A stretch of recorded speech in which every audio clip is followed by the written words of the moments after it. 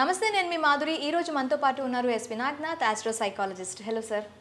Sir, December 4th Naga Chaitanya and Sobhita Dhulipala ఇద్దరు marriage fix. ఆ రోజు వాళ్ళ మ్యారేజ్ అవ్వబోతుంది. Before Naga Chaitanya marriage breakup తర్వాత మళ్ళీ తను సెకండ్ మ్యారేజ్కి ఎంట్రీ అయ్యాడు. సో చాలామంది వాళ్ళ ఎంగేజ్మెంట్ డేట్ చూసి వీళ్ళు విడిపోతారు, వీళ్ళు కలవరు అని చెప్పి చాలామంది జ్యోతిష్యులు చెప్పడం జరిగింది. అయితే ఈ కాన్సిక్వెన్స్లో మీరు దీన్ని ఎలా చూస్తారు? అసలు మీ ఆస్పెక్ట్లో అసలు వాళ్ళు కలిసి ఉంటారంటారా? అసలు మీరు ఏ విధంగా అనాలిసిస్ చేస్తారు వీళ్ళిద్దరిని? మీరు చెప్పిన డేట్ ప్రకారం చూస్తే వాళ్ళది December 4th, 2024 పూర్వాషాఢ నక్షత్రము ధనురాశి. ధనురాశి రాశ్యాధిపతి కూడా గురువు, ప్రస్తుతం వృషభ రాశిలో ఉన్నాడు. అంటే మీరు విడిపోతారు అని చెప్పారు. గతంలో వాళ్ళ ఎంగేజ్మెంట్ డేట్ చూసి ఆ రోజు గ్రహస్థితిని బట్టి నక్షత్రాన్ని బట్టి వాళ్ళు విడిపోతారు అని చెప్పారు. అసలు నేను ఒక మనిషి కలిసి ఉండడానికి విడిపోవడానికి జ్యోతిష్యంలో నేను చూసే మూలాలే వేరు. ఓకే, వాళ్ళు కలిసి ఉంటారు విడిపోతారు అన్నది విధి తలరాత అని నేను చెప్పను, అది వాళ్ళ చాయిస్ అని చెప్తాను. ఓకే, అర్థమైందా? అంటే అది జ్యోతిష శాస్త్రంలో ఉన్నటువంటి మూలం. అది ఏంటంటే ఒక పిల్లవాడు గర్భసంచిలో నుంచి శిశు జన్మం జరుగుతున్నాడు. గర్భసంచిలో నుంచి ఎప్పుడైతే శిశువు భూమి మీదకి వస్తాడో ఆ భూమి మీదకి వచ్చినప్పుడు క్రమంలోనే వాళ్ళకి ఒక సంస్కారము, అంటే ఒక ఆర్డినరీ పర్సన్కి కూడా అర్థమయ్యేటట్టు చెప్పాలంటే వాళ్ళకు ఒక తత్వం ఉంటుంది, వాళ్ళకు ఒక ఆలోచన, వాళ్ళకి భావోద్వేగాలు, వాళ్ళ కొన్ని బలహీనతలు, బలాలు అన్నీ ఉంటాయి. ఇది జ్యోతిష శాస్త్రంలో మూలాల్లోనే ఉంది. ఇది భృగు మహర్షి కాలం నుంచి ఉంది. సో నాగ చైతన్య వ్యక్తిగత జాతకాన్ని బట్టి చూస్తే అతనికి ఒక వ్యక్తిత్వం ఉంది. ఓకే, ధూళిపాల శోభిత గురించి చెప్పారు, ఆమెకు ఒక వ్యక్తిత్వం ఉంది. ఈ వ్యక్తిత్వంలో ఇద్దరిలో ఎవరు డొసైల్ హరోస్కోప్, అంటే ఇద్దరిలో ఎవరు ఎక్కువగా ఫ్లెక్సిబుల్గా ఉంటారు, సందర్భం ఎప్పుడన్నా కొంచెం వికటించింది, ఏమైనా మనస్పర్ధలు వచ్చినప్పుడు ఇద్దరిలో ఎవరు ఎక్కువగా ఇంటలెక్చువల్గా ఫ్లెక్సిబుల్గా ఉంటారు, కాంప్రమైజింగ్ టెండెన్సీ ఎవరికి ఉంది అంటే శోభిత ధూళిపాళి జాతకంలోనే ఎక్కువగా ఆమె కాంప్రమైజింగ్ టెండెన్సీస్ ఉన్నాయి. అంటే రేపు ఎటువంటి పరిస్థితులు వచ్చిన, కుటుంబ పరిస్థితులు కావచ్చు, ఆర్థికపరమే కావచ్చు, అండర్స్టాండింగ్ కావచ్చు, ఆ వ్యక్తిగత జాతకంలో ఆమెకు ఉన్నటువంటి లక్షణాలన్నీ కూడా she's highly family oriented, okay, transparent. ఆమెతో మీరు ఒక గంట మాట్లాడారనుకోండి, ఆమె గురించి మీరు తెలుసుకోవాల్సింది ఏమి ఉండదు. అంటే అర్థం ఏంటి, మనసులో ఉన్న అన్ని విషయాలు చెప్పేస్తుంది. She's a very open book, very transparent. ఆమె బయోగ్రఫీలో కూడా చూడండి, ఒక సూపర్ మోడల్ అయిదామని వచ్చింది. ఎవరో డైరెక్టర్ చెప్పాడు, నువ్వు సూపర్ మోడల్ కాదు కదా, ఆర్డినరీ మోడల్ కూడా కావని చెప్పాడు. మోడలింగ్ ఫీల్డ్ ఆమెకు ఇంట్రెస్ట్ ఉంది, ఆర్డినరీ మోడల్ కూడా కావని చెప్పారు. సో ఆమె అక్కడి నుంచి ఎక్కడికి షిఫ్ట్ అయింది, ఫిలిం ఇండస్ట్రీకి వచ్చింది. ఫిలిం ఇండస్ట్రీలో కూడా చాలా హై ఎక్స్పెక్టేషన్స్తో వచ్చింది. కానీ కొన్ని వెబ్ సిరీస్ అవి చేసింది, ఆమె కొన్ని తెలుగు మూవీస్లో కూడా చేసింది, బట్ స్టార్డమ్ అయితే రాలేదు ఆమెకి. So she knows what is our anticipation, what is our imagination, what practically she can canker. Okay, okay, that's where she is very practical. చూడండి, ఒక హై లెవెల్ ఆల్టిట్యూడ్ నుంచి గ్రాడ్యువల్గా అక్కడ ఉన్నటువంటి సర్కమ్స్టాన్సెస్ని, ఎన్విరాన్మెంట్ని అడాప్ట్ చేసుకొని తనకంటూ ఒక ఐడెంటిటీ క్రియేట్ చేసుకుందంటే she is very flexible. Thought flexibility ఉంటేనే, అడాప్టబిలిటీ, థాట్ ఫ్లెక్సిబిలిటీ ఉంటేనే మీరు ఉన్న రంగంలో అక్కడ అక్కడ దాని దగ్గరకు ముందుకు వెళ్ళగలుగుతారు. This is one point. ఇంకొకటి నాగ చైతన్య విషయంలో కూడా మీరు చూస్తే, Naga Chaitanya is basically an introvert and another aspect of his personality according to the horoscope. ఇది ప్యూర్ హరోస్కోప్ బేస్డ్ చెప్తున్నాను.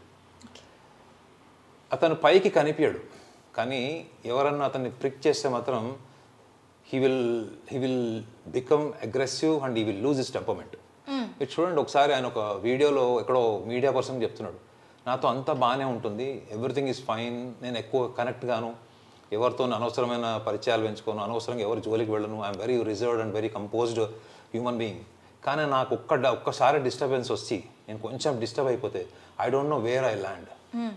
అంటే ఏంటి, ఒక రొటీన్ లైఫ్ బ్రేక్ అయితే దాన్ని ఆర్గనైజ్ చేసుకొని, ఆ రొటీన్ బ్రేక్ అయిన దాన్ని, రొటీన్ లైఫ్ ఏదైతే బ్రేక్ అయిందో దాన్ని ఆర్గనైజ్ చేసుకొని, కన్సాలిడేట్ చేసుకొని మళ్ళీ నార్మల్గా మూవ్ అయ్యేటువంటి మెంటల్ కెపాసిటీ నాకు లేదు అని మీడియా ముందర చెప్పాడు. మీకు ఉంటా చూడండి వీడియో, అది అంటే చాలా ఫైన్ లైన్స్లో చెప్పాడు. నేను దాని ఇంటర్ప్రిటేషన్ చెప్తున్నాను. సో నాకు తెలిసి వీళ్ళిద్దరిలో కూడా they are very much conventional, docile and very self management people. Okay. So వీళ్ళిద్దరిలో ఎక్కువ ఎవరికి ఎక్కువ కాంప్రమైజింగ్ నేచర్ ఉంది, ఎవరు ఎక్కువగా conventional, those who are ready to always compromise, always wants give top priority to the family. So ఆ అమ్మాయి చేసిన వెబ్ సిరీస్ని వాళ్ళ పేరెంట్స్ని ఎట్లా కన్విన్స్ చేసి ఉంటుందని. అందరూ సమంత కొన్ని మూవీస్లో చేయడం వల్ల, ఆ ఫ్యామిలీ మ్యాన్ మూవీ వల్ల సమంతకి వద్దన్నా చేసింది కాబట్టి డైవర్స్ అయిందని కూడా అప్పుడు కొన్ని రూమర్స్ వచ్చినాయి. అంతకన్నా ఘోరమైన సినిమాలు శోభితా ధూళిపాల చేస్తుంది. మనం ఘోరం అని అనలేము, బట్ ఆమె చాయిస్ అది. సో కానీ అది చేయాలి అంటే ఫ్యామిలీ పర్మిషన్ లేకుండా ఎట్లా ఉంటుంది? ఫ్యామిలీ పర్మిషన్, ఇప్పుడు మీరు ఒక అంత అబ్నార్మల్ మూవీలో చేయడం అన్నది సమాజం దృష్టిలో ఎక్స్పోజింగ్ కిందికి వస్తుంది. కానీ మీరు అది only for you it is only a job, for you it is only a profession. Once you are out of the profession you are just like an ordinary person. So అని వ్యూవర్కి ఏమనిపిస్తుంది, viewer రకరకాలుగా ఊహించుకుంటాడు. రాదు ఒక బిగినీలో అమ్మాయి ఉంది, లేకపోతే unusual డ్రెస్లో ఉంది అనుకోండి, ఒక వ్యూవర్ మైండ్ సెట్ ఇమాజినేషన్కి ఒక డిసిప్లైన్ ఉండదు. కానీ ఒక ఆర్టిస్ట్కి అది కేవలం అది ఒక ప్రొఫెషన్ లాగానే ఉంటుంది. సో ఈమెకి ఆ ట్రాన్స్పరెన్సీ లేకుండా, వాళ్ళ పేరెంట్స్ పర్మిషన్ లేకుండా ఆమె అట్లాంటి వెబ్ సిరీస్ ఎట్లా చేసి ఉంటుంది?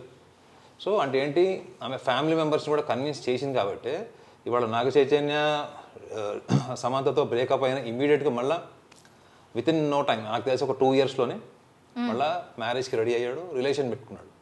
So that shows that they have a clear cut understanding.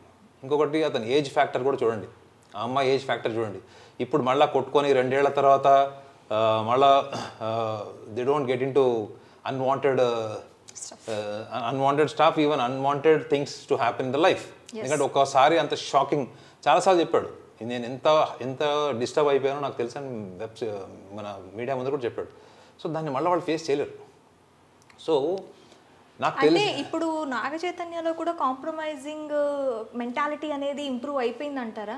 ఒక ఎక్స్పీరియన్స్ మీరు చూడండి, ఆ సమంత ఇష్యూ అయిన తర్వాత నాగ చైతన్య ఫేస్ కానీ, ఆయన మీడియా ముందు మాట్లాడింది కానీ, సో అందులో ఎక్కడో అక్కడ తను డీప్గా హర్ట్ అయినట్టే ఉంది తప్ప ఈ వాజ్ నాట్ రాడికల్ ఆర్ ఈ వాజ్ నాట్ రూడ్. ఎన్నిసార్లు అడిగినా కానీ ఈ వాజ్ ఎక్స్ప్లెయినింగ్, ఈ was trying to convey his pain to the media that not to repeat and not to get in to this personal matters in to the professional line అని క్లియర్గా చెప్పాడు. అని అంటే ఏంటి, ఎంత సహనం ఉంది, నీకు ఎందుకు రాబోయే అని డైరెక్ట్ అడగచ్చు, అది నా పర్సనల్ విషయం, నువ్వు ఎవడు అనొచ్చు. చూడండి అతని ట్వీట్లో ఎక్కడ కూడా రాడికల్గా ఎక్కడ కూడా చేయలేదు, ఎమోషనల్ కూడా ఎక్కడ చేయలేదు. మీరు చాలా ఎమోషనల్ ట్వీట్స్ చేసింది ఎవరు? సమంత చేసింది. సో సమంత టాపిక్ కాదు కాబట్టి ఇది డెఫినెట్లీ వాళ్ళిద్దరి మధ్యలో ఒక అండర్స్టాండింగ్ ఉంటుంది, వాళ్ళిద్దరు కలిసి ఉంటారు. నాకు తెలిసి ఇఫ్ ఐఎమ్ రైట్ ఒక 1-2 yearsలో they may go for kids.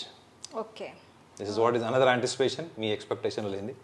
So they will sooner they will plan for kids, that's what I'm thinking. Okay sir, thank you very much.